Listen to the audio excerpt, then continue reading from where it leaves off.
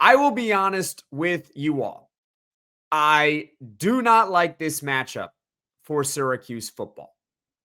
You got a Clemson Tigers team that's 1-2, that's a couple of plays away from being 3-0, that on paper has more talent than Syracuse. That is undeniable. It is undeniable that on paper, Clemson has more talent than Syracuse, and rightfully so. They enter this game as a heavy favorite against our beloved Syracuse Orange. They are 16.5-point favorites over on FanDuel to defeat Syracuse. And actually, that means that some of the money recently has been coming in on Syracuse because yesterday, Syracuse was a 17.5-point underdog. So the line has moved 1 point in Syracuse's direction here. But I also get the sense, and a lot of it is based on the conversation with Morgan Thomas of Locked On Clemson Tigers yesterday, that Clemson is not exactly thrilled for this matchup either. They are very well aware also of Syracuse's weird history of keeping it close with the Clemson Tigers, even though Syracuse, for the most part, has not been very good over the past 10 years. They just haven't. And we know that as Syracuse fans. And Clemson, meanwhile, has been reigning atop the ACC during that time. And they're also struggling, like we've talked about throughout the week. They know that Clemson is playing for their season starting on Saturday for the rest of the season. They really cannot lose another game. If they lose, I don't see how they are able to recover from 1-3 to all of a sudden make the college football playoff. It just does not seem possible. And because of this doubt that is already there with Clemson right now, being 1-2, facing a lot of adversity right now, if Syracuse can start this game fast, put that seed of doubt into Clemson. Morgan already mentioned this yesterday. Yeah, it's in Death Valley. That gives them home field advantage. Don't be surprised if Syracuse starts fast, that Clemson crowd starts to turn on their home team. That's just a reality of what could happen. And we'll see if Syracuse is able to get off to a hot start, if Clemson can recover from it, if they can handle the pressure of 1-2 and you're down, let's say, multiple scores to a quote-unquote inferior Syracuse football team. How would they respond to it? I guess we'll find out if Syracuse is able to start fast. And I know that this first key is not exactly an X's and O's type key. It's more about the mental aspect of the game. And it's sort of similar to how Syracuse needed to play versus Tennessee in week 1. We knew heading into week 1 that whether you were picking Syracuse to upset Tennessee or not, that it would be an upset if Syracuse beat Tennessee because Tennessee, like Clemson, has more talent on paper.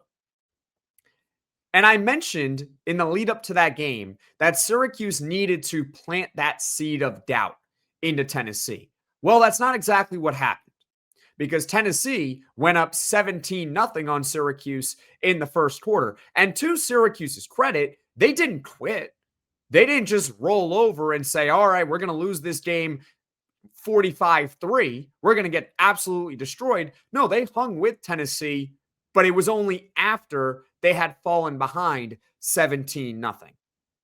And I understand, and I think we're all pretty well aware of Syracuse's comeback history under head coach Fran Brown. Go back to last season when you had to come back against Virginia Tech. Obviously, the big comeback against Miami to close the regular season, a Miami team that at the time was going to make the college football playoff and play for an ACC championship game. And Syracuse came back from 21 points down to defeat the Miami Hurricanes, a better team on paper than them, by the way.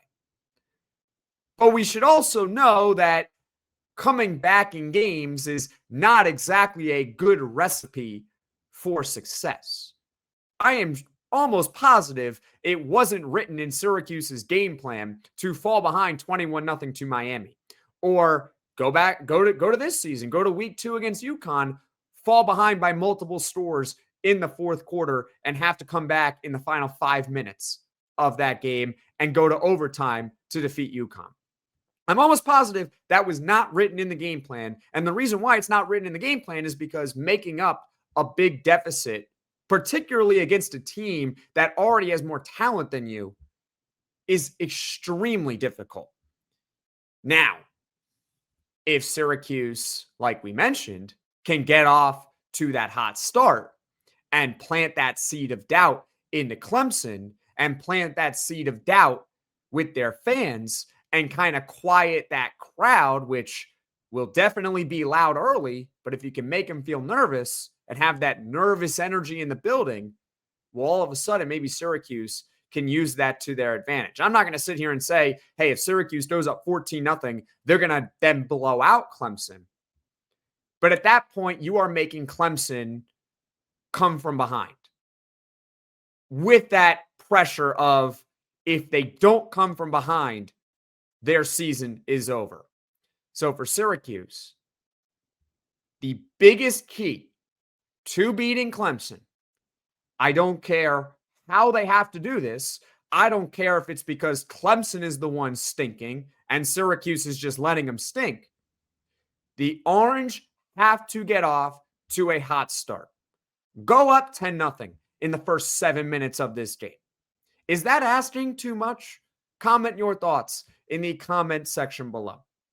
Because out of all the possible outcomes that I imagine from this game, the one outcome that I really can't imagine is Syracuse football coming from behind to win, particularly if they get off to such a slow start.